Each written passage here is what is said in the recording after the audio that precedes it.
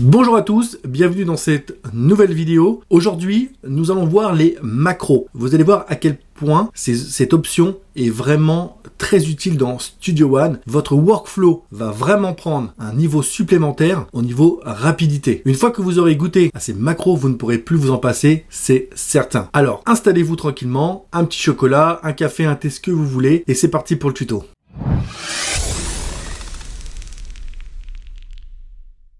Donc une fois que vous avez ouvert votre Studio One, il va falloir activer ces macros, du moins les afficher. Donc les utilisateurs, on va dire intermédiaires ou avancés, je pense, connaissent déjà où se trouve ce bouton, mais pour les débutants, c'est cet onglet. Vous voyez, ici, là, c'est ce petit onglet, il faut cliquer dessus et ça va, développer une fenêtre en dessous avec différents outils. Nous allons voir déjà tout d'abord ce que c'est qu'une macro dans Studio One. C'est ni plus ni moins comme si on effectuait des raccourcis clavier ou bien une multitude d'actions sur Studio One en cliquant sur un seul bouton. Par exemple, je vais créer une piste instrument. Je ne sais pas, je vais prendre mettons, le DX7. Donc je le prends, je glisse, je le dépose. Voilà. Donc pour vous faire un exemple très basique pour commencer, vous voyez par exemple, je veux changer la couleur de ma piste. Je vais la mettre en vert. Et tout compte fait, je me dis, ah non, je la préfère en rouge. Alors vous allez me dire, ok, on peut faire CTRL Z ou Command Z sur Mac. Très bien. Mais si vous voulez rétablir par exemple la couleur verte. Alors, les plus férus d'entre vous connaissent, je pense, pléthore de raccourcis clavier. Donc, mais moi, par exemple, je ne me rappelle plus comment on fait rétablir. Et vous voyez, par exemple, avec les macros, il me suffit de cliquer sur Redo, donc rétablir. Voilà, vous avez une petite fenêtre contextuelle qui s'ouvre en dessous et on peut voir à quoi ça correspond. Je clique dessus et hop, je reviens automatiquement au vert. Donc je pense que pour les débutants, vous commencez vraiment à comprendre l'utilité de cette barre de macro. Bon, je me répète, au lieu de faire un Command Z par exemple pour venir en arrière, j'ai juste à faire un Undo ou un Redo. Vous voyez, c'est ni plus ni moins en fait des raccourcis qui sont vraiment à portée de souris, hein, je dirais, j'ai envie de dire à portée de clic. Donc voilà l'utilité principale de la barre de macro. Donc là, c'est l'équivalence d'un raccourci clavier, hein. D'accord, que ça on pourrait très bien le faire avec les raccourcis clavier, mais il existe des actions un petit peu plus poussées dans Studio One où les raccourcis clavier ne suffiront pas pour faire ce qu'on souhaite faire au niveau de notre production musicale. Quand vous installez Studio One, il existe plusieurs barres de macros. Il suffit de venir ici là, de déployer là, voilà la petite fenêtre et vous avez plusieurs, vous voyez, plusieurs macros, voilà, que Studio One a déjà conçus pour vous aider dans votre production. Tout est en anglais, mais il y a une possibilité de les changer en fait, hein, les titres. Par exemple, vous faites un clic droit, vous double-cliquez, vous prenez le nom, vous utilisez un traducteur, ou si vous êtes à l'aise avec l'anglais, vous changez le nom en français. Là, par exemple, je sais pas, je vais mettre recording. De toute façon, je n'utilise pas cette barre, donc c'est pas grave si ça l'enregistre. Voilà. Alors, forcément, si je mets de l'anglais pour mettre de l'anglais, c'est pas très intelligent. Donc, enregistrer, entrer, et voilà.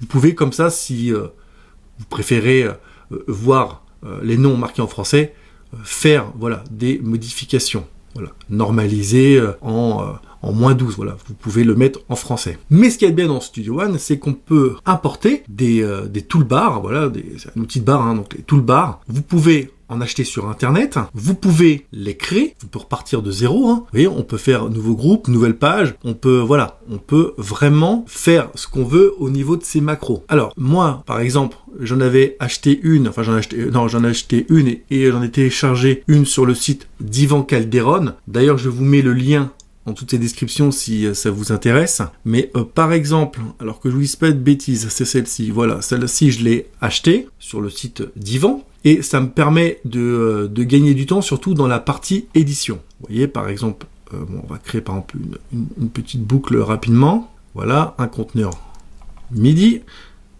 Je vais dans la partie édition.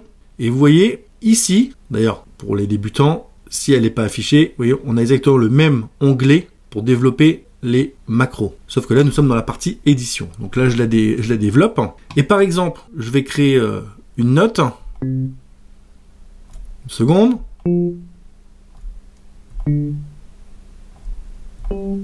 Et au lieu, par exemple, si je veux monter tout d'une octave, au lieu de tout sélectionner, de faire un raccourci clavier, monter mon octave, eh ben, je peux rester dans ma fenêtre comme ça d'éditeur et cliquer simplement sur monter ou descendre les octaves. Vous comprenez? Vraiment, c'est vraiment super d'utiliser les macros et je vous incite vraiment à les utiliser. Alors peut-être que pour les plus débutants d'entre vous, ça va être une petite gymnastique à prendre au début, mais après vous ne pourrez plus vous en passer, croyez-moi. Par exemple, je peux jouer sur la vélocité. Donc toujours pareil, sans sélectionner de notes, je vais dans Vel comme vélocité et je peux par exemple tout mettre à 25% ou à 75%. Donc c'est vraiment intéressant. Si par exemple vous voulez monter une seule note au niveau de l'octave, là par contre, il faut, on va mettre un peu plus grand, là il faut par contre prendre la note et monter l'octave ou la descendre. Vous voyez? Si vous voulez faire une action sur toutes les notes, vous sélectionnez rien. Si vous voulez que ça agisse sur une ou deux notes, vous les sélectionnez et là, ça agit sur les deux notes que vous avez sélectionnées. Voilà. Donc cette barre, pour mémoire, il n'y a aucun placement de produit. C'est juste, voilà, je vous file l'info si vous êtes intéressé. Mais cette barre, elle est disponible sur le site d'Ivan Calderon. Et je me répète, le lien sera en dessous de cette vidéo dans la partie description. Donc, il est l'heure maintenant de vous annoncer la petite surprise de la vidéo. J'ai récupéré une barre de macro gratuite, pareil sur Ivan Calderon, mais par contre, je l'ai modifiée complètement. Qu'est-ce que j'entends par là? Ça veut dire que j'ai tout mis en français, j'ai rajouté des choses dans la barre et je vous l'offre. Oui, vous avez bien entendu, je vous l'offre pour vous remercier d'être toujours de plus en plus nombreux à rejoindre la chaîne. Donc c'est normal, on doit récompenser la fidélité. Donc je vous offre cette barre de macro que vous allez voir dans quelques instants. Le lien sera en description. Ça sera marqué lien cadeau ou quelque chose comme ça. Vous cliquez dessus et donc vous arriverez sur cette page. Il suffira alors de le télécharger et ensuite vous allez avoir un petit dossier zip que vous allez ouvrir et à l'intérieur, j'ai fait une petite vidéo rapide pour vous expliquer comment installer la Macro Tools dans Studio One. Même si on va en parler un petit peu rapidement maintenant, mais pour importer une macro, c'est très simple. Il suffit d'aller sur le petit onglet là d'engrenage et de faire importer et vous importez votre macro que vous venez de télécharger. Donc là, on va passer là-dessus parce que j'ai fait une petite vidéo d'installation dans le dossier. Et une fois que vous avez installé votre barre, eh ben, vous l'avez ici. Elle s'appelle SoundUp Macro Tools. Et ça, c'est cadeau. J'ai passé un peu de temps à faire cette barre, ou du moins à la modifier pour être honnête avec vous. Et encore une fois, je vous l'offre, c'est cadeau. Alors, le seul merci, j'ai envie de dire, que vous pouvez me faire, c'est de me lâcher plein de commentaires et surtout plein de pouces. Et en plus, vous connaissez la musique, je pense, avec tous les youtubeurs. Ça permet un meilleur référencement sur YouTube. Allez, je vous explique comment fonctionne cette barre de macro. Tout d'abord, vous avez la partie, on va commencer par la partie des outils MIDI.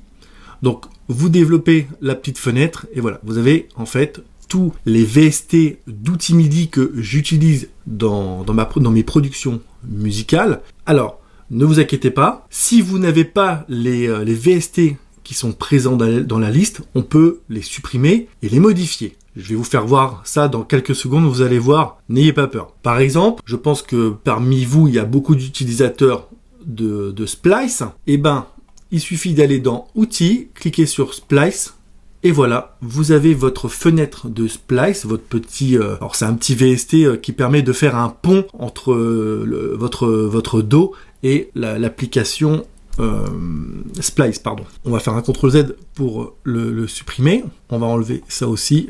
Ah bah non, on va y rester tant qu'on est là. On va gagner du temps. Vous voyez, par exemple, je veux supprimer la piste d'instrument. Eh ben, vous pouvez faire un clic droit et faire supprimer la piste et l'instrument. Vous cliquez dessus, ça va supprimer. Ou grâce à la Macro Tools, vous sélectionnez votre piste, vous allez sur supprimer ici. Vous voyez, et en plus je me répète, j'ai tout mis en français pour vous. Pour vous, utilisateurs francophones de Studio One, j'ai tout mis quasiment en français. C'est du boulot, je peux vous dire. On dirait pas comme ça, mais bref. Supprimer. Et là, vous pouvez supprimer l'audio, la piste VST, et l'audio. Donc là, c'est une piste VST. Donc, je clique dessus. Et voilà, automatiquement, mon VST a disparu. On peut vérifier dans la console. Ici, vous voyez, il n'y a pas de VST. Si je fais un CTRL Z, vous voyez, je vois mon DX7. Je sélectionne, supprimer la piste VST. Et voilà, j'ai supprimé mon VST. Ça va quand même beaucoup plus vite que d'aller sur la piste, sélectionner, et ainsi de suite. Voilà, revenons-en à notre petit onglet outils MIDI. Vous voyez, par exemple, si je veux un Scaler 3, eh ben c'est très simple, je clique sur Scaler 3, et j'ai mon Scaler 3 qui va s'ouvrir. Voilà. C'est aussi simple que ça, l'utilisation de la barre de macro. Donc là, je vais la fermer, cette petite fenêtre. Je peux refaire encore supprimer le VST. Donc vous voyez, on gagne vraiment énormément de temps. Au lieu de faire parcourir, aller chercher l'instrument en question, de le prendre, de faire un drag and drop, ou de faire création d'une piste instrument, aller chercher l'instrument en question, etc., etc. Voilà, je viens ici, je choisis et je prends. Pareil pour les VST instruments, vous avez une fenêtre VST instruments, donc toujours pareil, hein. Si vous n'avez pas les VST en question, vous pouvez les supprimer, et tout à l'heure, je vais vous montrer comment la modifier pour votre utilisation personnelle. Mais par exemple, si je veux une piste du Serum 2, je me dis tiens, je veux le Serum 2, je veux le VST Serum 2, je vais sur l'onglet VST Instru, Serum 2, et voilà, j'ai mon Serum 2 qui s'affiche, et il est prêt à jouer. Ici, pareil, vous avez un onglet VST des drums, donc c'est les VST qui me servent à faire mes batteries. Vous voyez, si je veux un impact XT, je clique, hop, et j'ai mon impact XT. Je veux pas de l'impact XT, pas de souci. Je peux faire supprimer audio et utiliser par contre Drumnet. Vous voyez, c'est vraiment le top d'utiliser les macros. C'est vraiment la force de Studio One. Alors, il me semble que dans Cubase, il y a ce genre de choses, parce qu'il y a pas longtemps, j'ai parlé avec un membre du groupe Facebook. D'ailleurs, les liens sont en description si vous voulez nous rejoindre. On a eu une petite discussion et où je lui demandais si ça existait ce genre de choses sur d'autres dos, parce que je n'ai pas non plus tout essayé. Et il me disait que oui, sur Cubase ça existait, mais par contre c'était vraiment la misère pour le mettre en place et pour après. Enfin bref, je connais pas, donc je vais pas parler, mais apparemment c'est pas aussi ludique et autoporteur que là sur Studio One. Donc on va supprimer piste instrument, on va supprimer ici. Et ben comme son nom l'indique, la partie audio, on peut inverser un audio. Voilà, on peut faire une reverb inversée pour faire une montée ou une descente. Voilà, on va prendre un exemple. Hein. On va se rendre dans Splice. Est-ce que j'ai une boucle dans Splice qui doit traîner? Donc on va prendre cette boucle, on va la glisser, déposer ici, on va mettre en bouclage. Donc là, je lis ma boucle normalement.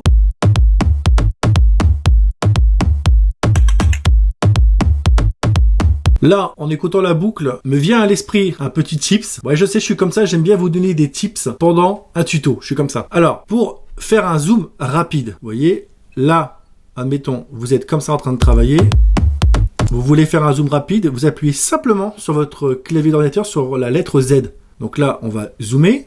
Voilà, imaginons comme ça. Et là, en fait, Studio One, sans rien faire, a enregistré la position du zoom. Et en appuyant simplement sur la touche Z de votre clavier, vous revenez à celle d'avant. Je rappuie sur Z, ça zoome. Je rappuie sur Z, ça redevient petit. Vous voyez, c'est aussi simple que ça. Donc un petit tips, pour ceux qui regardent la vidéo en son entièreté, vous allez voir ce tips. Pour ceux qui avancent rapidement ou qui sautent les étapes, ils vont peut-être louper cette petite astuce. Mais en tout cas, voilà, Studio One garde deux positions automatiquement. Une A, une B. Donc là, imaginons c'est la A, ça c'est la B. Voilà, petit tips. Donc pour revenir à notre barre de macro au niveau de l'audio là, vous voyez, donc là le sample est lu à l'endroit. Et en cliquant ici dans inverser l'audio, ça inverse l'audio. C'est mieux si on sélectionne l'audio, on fait inverser. Et là pour faire la petite montée avec la reverb inversée.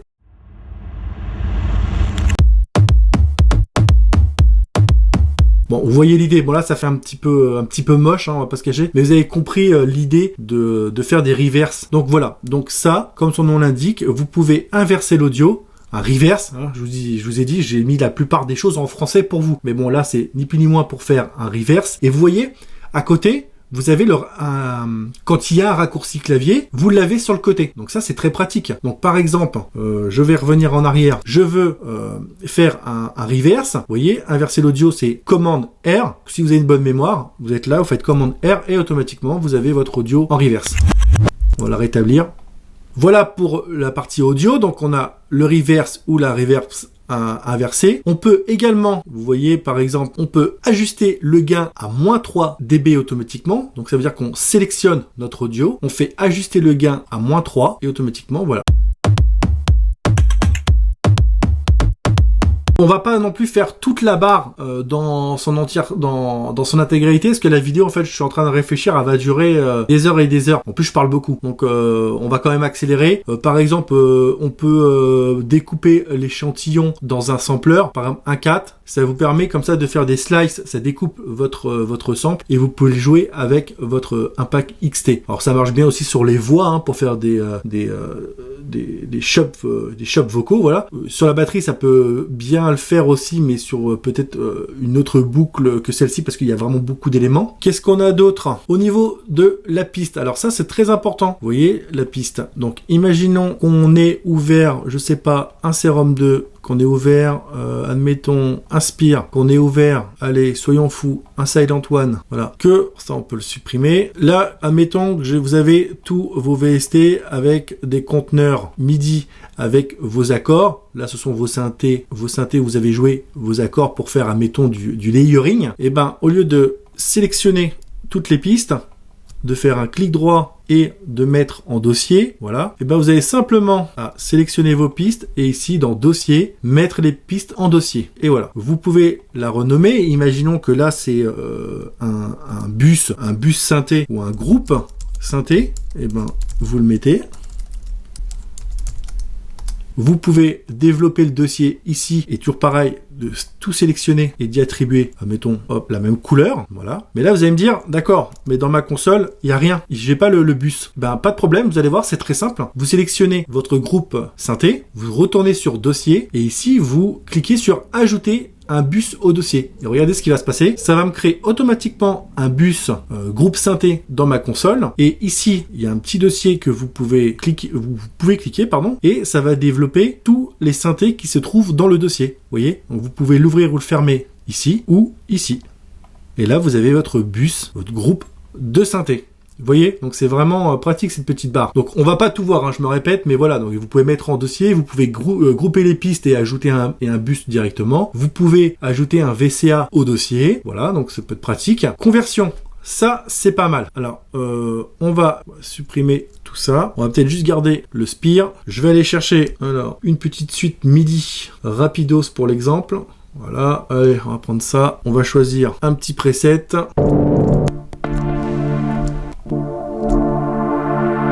Voilà, on va utiliser ce petit preset, ça ira bien pour l'exemple. Donc là, je suis donc sur mon VST instrument avec des notes MIDI.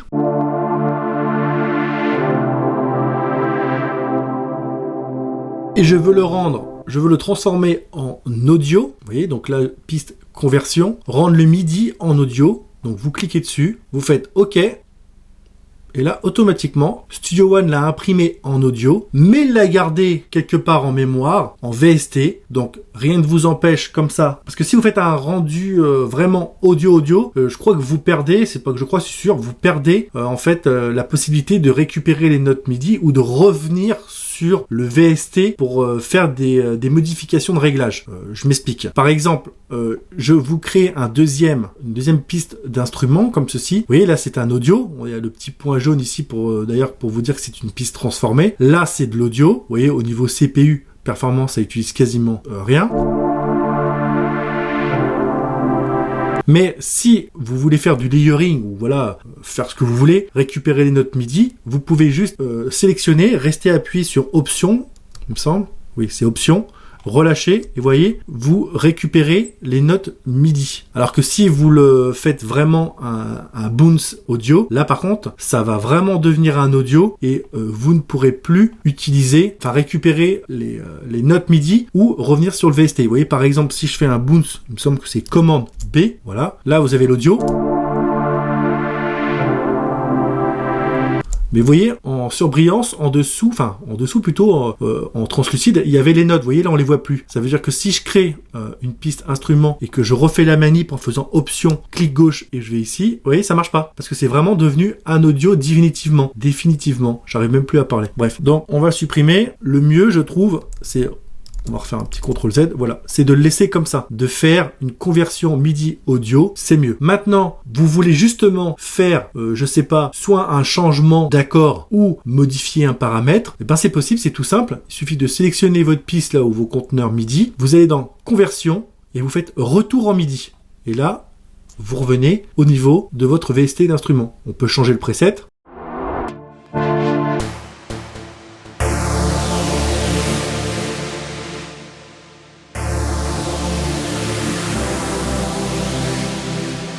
Voilà, imaginons que c'est le preset que vous voulez utiliser. Maintenant, vous pouvez refaire conversion MIDI en audio. Comme ça, vous préservez votre CPU au niveau ordinateur et ça vous évite les craquements, tout ça, si vous n'avez pas une bête de course au niveau informatique. Voilà, en tout cas, c'est comme ça que moi je travaille. Je mets beaucoup mes pistes en audio et quand j'ai besoin de revenir dessus, je vais sur conversion et retour en MIDI.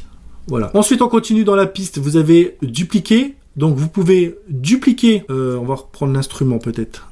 On va reprendre l'instrument, on va revenir en MIDI. Vous pouvez dupliquer avec l'événement. Vous voyez, encore une fois, c'est marqué en français.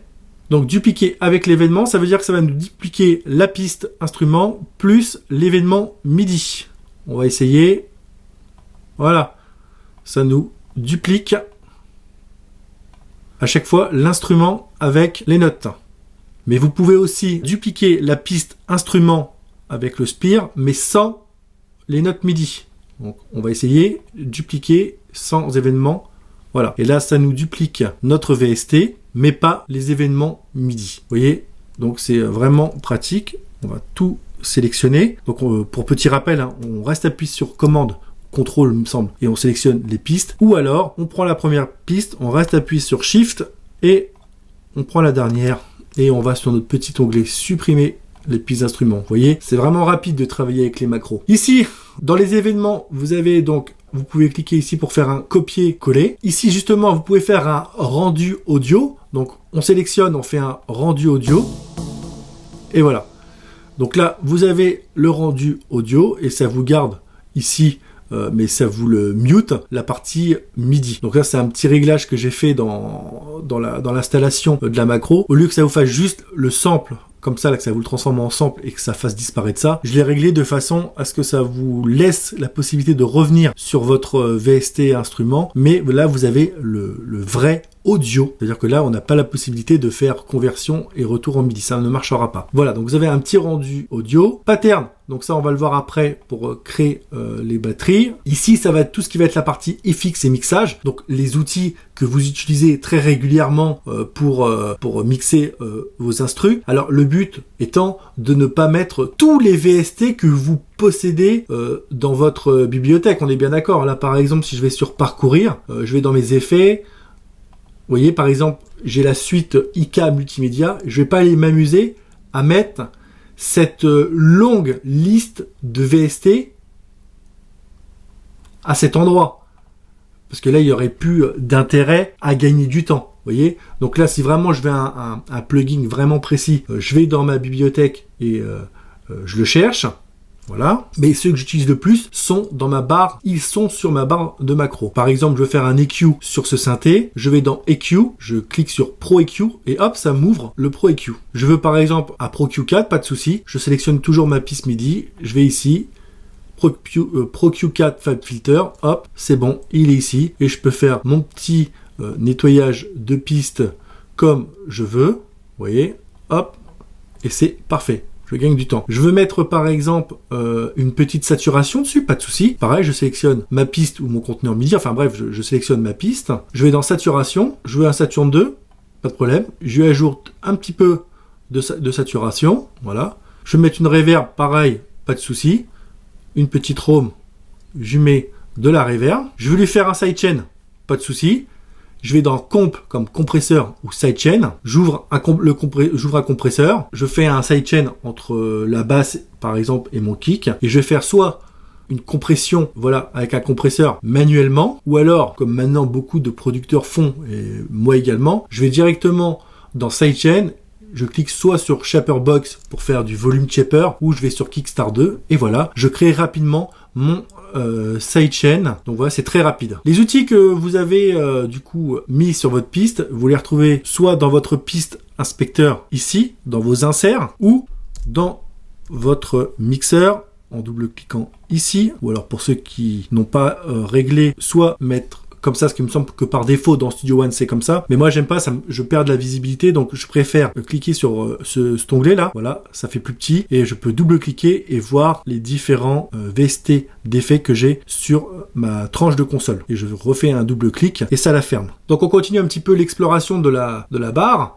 Donc ici, dans divers, il y a définir la fin. Par exemple, voilà, vous cliquez dessus et vous pouvez mettre la fin à cet endroit-là, le début ici si vous le souhaitez. Voilà, bref, ça vous permet de mettre vos marqueurs début et fin. Vous pouvez aussi nommer les sélections. Voilà, vous voyez, nommer les sélections, intro, verse, pré-chorus. Alors, j'aurais pu le mettre en français, hein. Si vous voulez le mettre en français, vous pouvez si vous le voulez.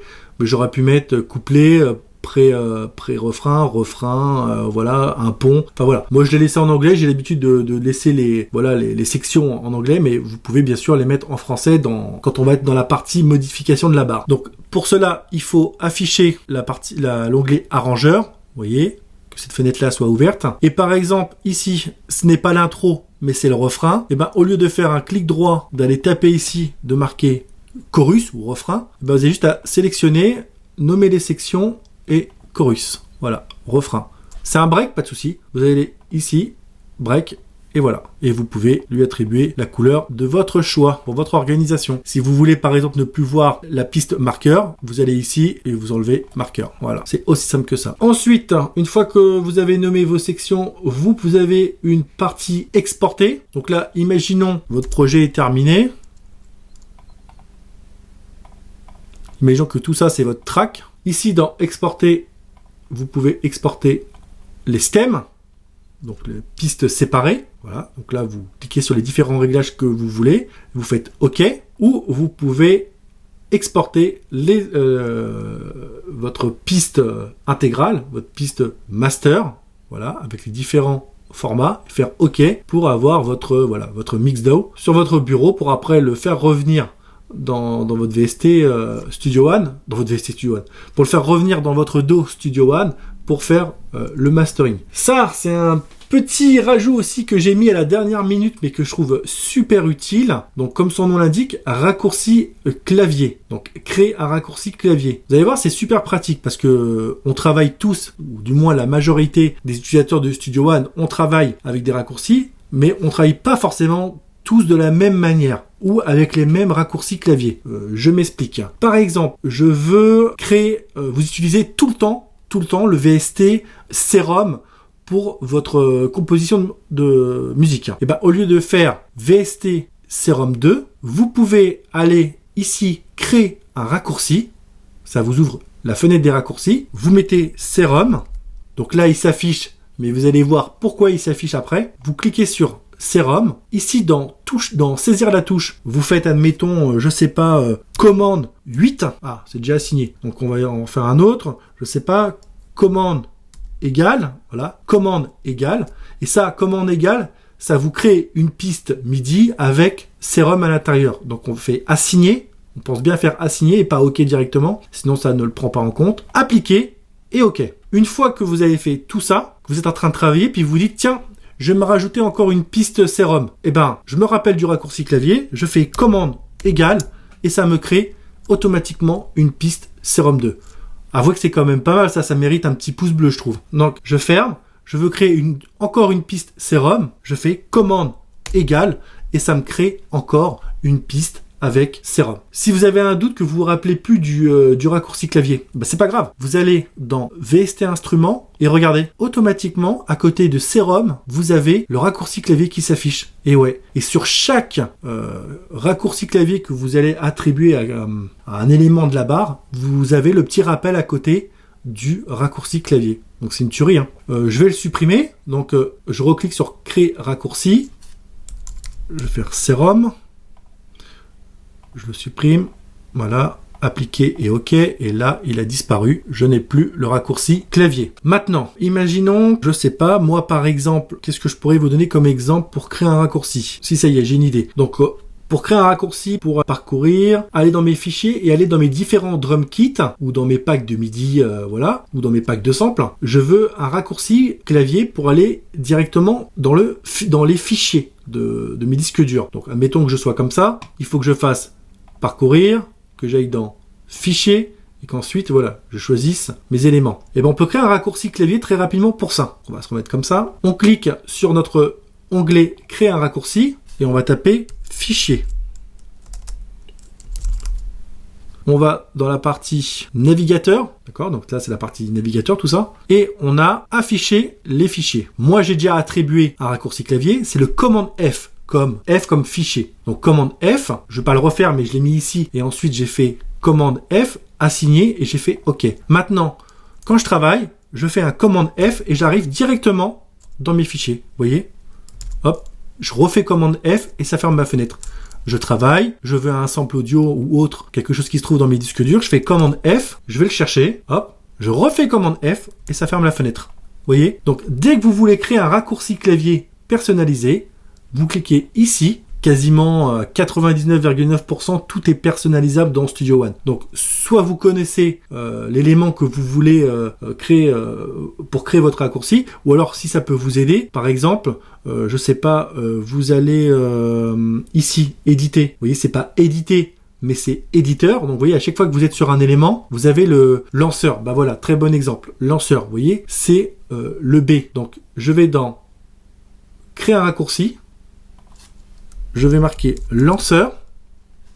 Et si vous ne le trouvez pas rapidement, vous pouvez aussi le saisir en faisant B. Vous voyez, B, ça affiche le lanceur. Vous voyez, et donc là, vous pouvez cliquer dessus et modifier le raccourci clavier si vous le souhaitez. Voilà, enfin, vous pouvez personnaliser vraiment tous vos raccourcis clavier ou surtout en créer. Donc ça, c'est vraiment...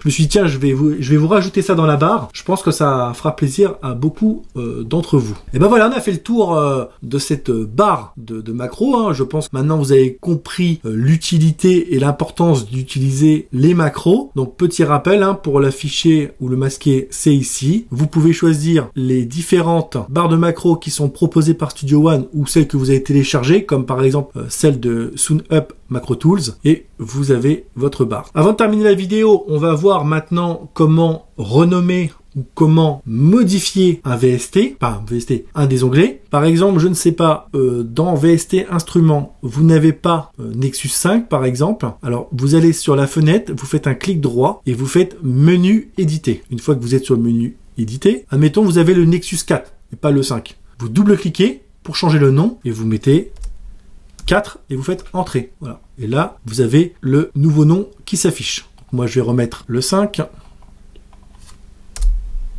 Je vais supprimer Serum 2 pour vous faire voir la petite manip comment créer du coup un raccourci pour votre instrument. Donc pour ce faire, vous allez dans VST Instruments. Vous voyez là, j'ai plus le Serum et je veux mettre Serum. Donc je clique droit, je fais éditer. Donc le menu, je m'embête pas à le créer de A à Z. Je prends déjà ceux qui existent dans la liste. Donc je sélectionne, je fais un clic droit, je fais dupliquer macro. Vous voyez, donc là ça me fait un add Nexus. Je le sélectionne, je double-clique dessus. Si vous connaissez le nom de votre VST, vous le marquez directement. Moi je sais que ça va être le Serum 2. Si vous voulez gagner encore plus de temps, vous pouvez le sélectionner et faire un commande C parce qu'on va en avoir besoin par la suite de Serum du nom. Vous faites entrer. Une fois que il est bien renommé, vous refaites un clic droit et vous faites éditer macro. Voilà, la fenêtre s'ouvre et ici ADD Nexus 5, vous voyez, parce qu'on a fait un copier-coller du Nexus 5. Pourquoi c'est important ça? Ben vous l'avez vu. Après, ça va nous permettre de le retrouver pour créer nos raccourcis. Ajouter Nexus 5, non, c'est le Serum 2. Donc soit vous le marquez à la main ou comme je l'ai copié-collé, enfin vu que je l'ai copié en amont, j'ai plus qu'à faire un CTRL-V pour coller. Donc, ajouter un Serum 2. Donc, le groupe, c'est la barre macro SoundUp Macro Tools. Donc, ça, vous y touchez pas. Piste, ajouter un instrument. Vous double-cliquez dessus et vous remettez Serum 2 à la main ou en faisant commande V. Vous avez vu l'importance d'avoir copié tout au début Serum 2, ça vous évite de le remettre à la main à chaque fois. Donc ça, l'argument de commande name Serum 2, c'est le nom qui sera affiché ici. Vous voyez, si vous voulez mettre synthé Serum 2, quand vous ouvrirez le sérum, ici ça sera marqué synthé Serum 2. Moi je laisse juste Serum, je mets OK. Ici, nous allons ajouter l'instrument. Donc pareil, on double-clique. Donc ce n'est pas le Nexus, hein, on est bien d'accord. Donc on va chercher le sérum. Il est ici, dans XR Records. Et là, Serum 2, vous pouvez le mettre en audio unit si vous êtes sur Mac ou en VST3. Moi, je vais le mettre en VST3. Et vous faites OK. Ça, vous y touchez pas. Par défaut, voilà, ça ajoute l'éditeur d'instruments. Ça vous l'affiche ou ça vous l'affiche pas. Enfin bref, moi, je vous conseille de pas y toucher. Et maintenant, une fois que tout est rentré, vous faites OK. Ici, voulez-vous aussi renommer le fichier de la macro? Mais oui. Et maintenant, quand je vais dans mon onglet VST, j'ai mon Serum 2. Vous voyez, je clique là et j'ai mon Serum 2. Voilà, ce n'est pas plus dur que ça. Et vous pouvez faire ça avec les outils MIDI, les VST pour les drums, voilà. Vous pouvez faire ça quasiment pour tout. Voilà, donc maintenant vous savez utiliser la barre des macros. Je pense qu'on a fait le tour, hein. Donc là, c'était une vidéo relativement pour les débutants et intermédiaires.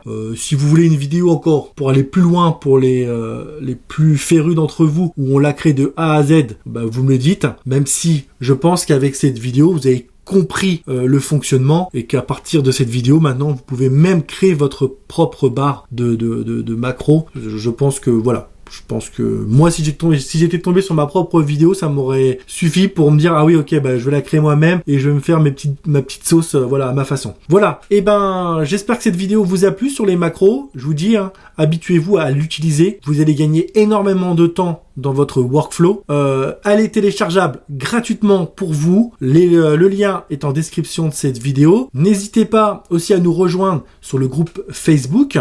On échange, voilà, quand quelqu'un a un petit problème, eh ben on s'entraide. Donc n'hésitez pas à nous rejoindre. On doit être comme pas loin de 80. Donc venez, tous les liens sont en description. Allez, je vous laisse. Merci d'avoir regardé cette vidéo, puis je vous dis à la prochaine. Allez, ciao.